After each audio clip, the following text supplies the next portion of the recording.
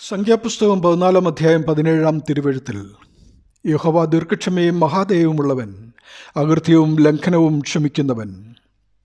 കാളക്കുട്ടിയെ വാർത്തുണ്ടാക്കി പാപം ചെയ്ത ജനത്തിനു വേണ്ടി പക്ഷപാതം ചെയ്യുന്ന മോശയെ നമുക്ക് സംഖ്യാപുസ്തകത്തിലെ ഈ ഭാഗത്ത് കാണുവാൻ സാധിക്കും. യഹോവയുടെ കീർത്തിക്ക് വരുന്ന ഹാനി, യഹോവയുടെ ദീർഘക്ഷമ എന്നിവ ആധാരമാക്കിയാണ് മോശ ജനത്തിനു വേണ്ടി മധ്യസ്ഥത അപേക്ഷിക്കുന്നത്. അന്യദൈവ ആരാധന ചെയ്ത ജനത്തെ ഉപേക്ഷിച്ച് മോശയെ വലിയൊരു ജാതിയാക്കുവാൻ തുനിഞ്ഞ യഹോവയായ ദൈവം പിന്നീട് ഇസ്രായേലിനെ ഉപേക്ഷിച്ച് യഹൂദയെ തിരഞ്ഞെടുക്കുന്നു.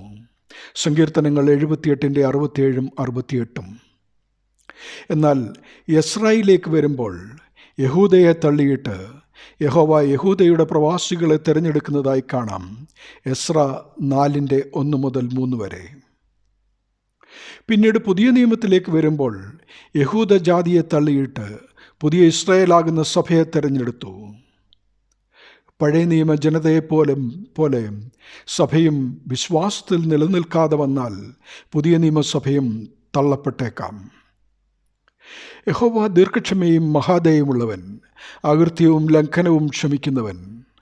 എന്നാൽ പുത്രൻ വന്ന് രക്തം ചിന്തി നമ്മെ വീണ്ടെടുത്തതാണ്. ആ വിളിക്ക് യോഗ്യരായി നല്ല വേലക്കാരായി നിൽക്കേണ്ടത് ഏതൊരു വിശ്വാസിയുടെയും കടമയാണെന്ന് ഓർക്കുക. അല്ലെങ്കിൽ അന്ത്യനാളിൽ പോകുവീൻ, നിങ്ങളെ ഞാൻ അറിയുന്നില്ല എന്ന ശബ്ദം കേൾക്കേണ്ടി വരുമെന്ന് ഓർക്കുക.